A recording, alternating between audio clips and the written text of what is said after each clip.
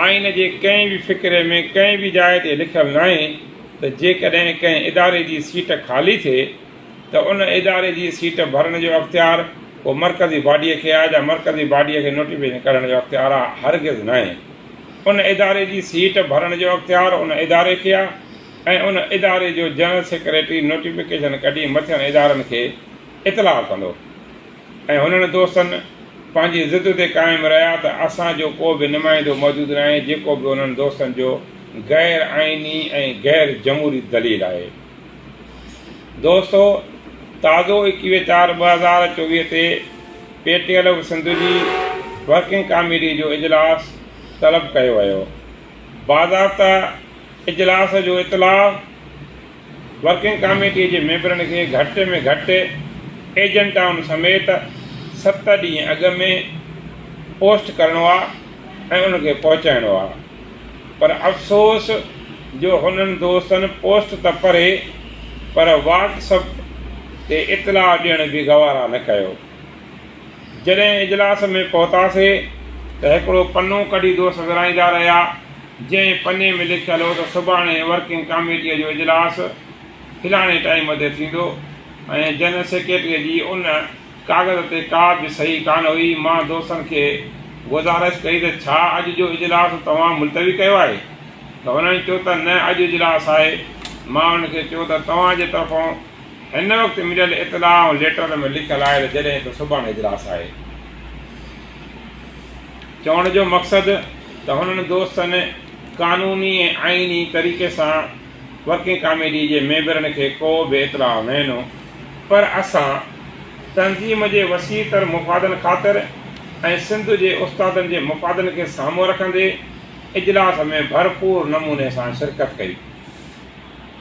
Agenda रखियलु हुई त सर्विस स्ट्रक्चर जे लाइ तहरीक जो फ़ैसिलो कजे ऐं सॼे इजलास सर्विस स्ट्रक्चर जे लाइ मुकमल तौर ते तहरीक जी ॻाल्हि कई। सर्विस स्ट्रक्चर ऐं 2001 खां पोइ जेके बि असांजा नौजवान उस्ताद अपॉइंटमेंट थिया आहिनि उनखे डेट ऑफ अपॉइंटमेंट खां कंफर्म करणु ऐं 2021 ते जॾहिं सिंध जी काबीना जो फ़ैसिलो थियलु आहे त 2021 खां अपग्रेडेशन ॾिनी वेंदी, जेका मरकज़ी काबीना लूली लंगरी अपग्रेडेशन वठी ॾिनी, जंहिंजो फ्रूटफुल रिज़ल्ट असांखे 2024 मिलियो। 2021 खां मिलिया त घटि में घटि असांजे नौजवान प्राइमरी उस्ताद जी पघार में 2-2.5 हज़ारनि जो फ़र्क़ु पिया। असां इहो बि मसइलो हुते रखियोसीं। उन्हनि सभिनी मसइलनि ते असां तहरीक जी भरपूर हिमायत कई।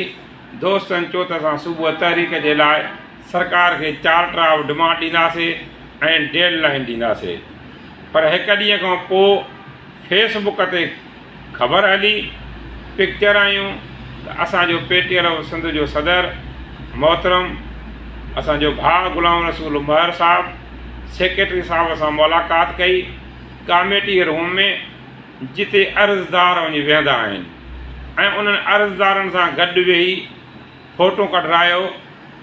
जॾहिं त असांजो फ़ैसिलो थी चुको हो त असां तहरीक में वञूं पिया त पोइ सेक्रेटरीअ सां अर्ज़दार जी हैसियत में PTLF जे मरकज़ी सदर खे वेहण जी ज़रूरत न हुई। जेकॾहिं PTLF जो मरकज़ी सदर सेक्रेटरीअ खे इन्हनि शयुनि खां हिकु त सोशल मीडिया ज़रिए आगाह करे आ, लिख ज़रिए आगाह करे आ, पर जेकॾहिं ऑफिस में वियो त 1-to-1 मुलाक़ात करे वर्किंग कमेटी जे फ़ैसिलनि खां आगाह करे आ त सिंध जो उस्ताद हाणे मायूस ऐं परेशान थी चुको आहे। असां तहरीक तरफ़ वञूं था। हिन ॾींहं खां असांजो तहरीक अमल हे हूंदो। जेकॾहिं सरकार इन्हीअ खां अॻु में असां सां ॻाल्हियूं ॻाल्हाए थी, असांजा मसइला हल करे थी त ठीकु आहे, पर असांजो दोस्त अर्ज़दारनि वारी लाइन में वेही करे उते अर्ज़ु पेश करे PTLF जे मोराल खे काफ़ी नुक़सानु पहुचायो।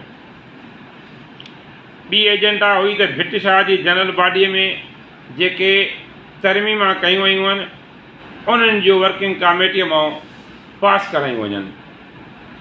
भिट शाह जी वर्किंग कमेटीअ में सिर्फ़ु 2 तरमीमा हुयूं। हिकु चंदो जेको 50 रुपयो महीनो, ॿियो जेके डिवीज़न में फीमेल जा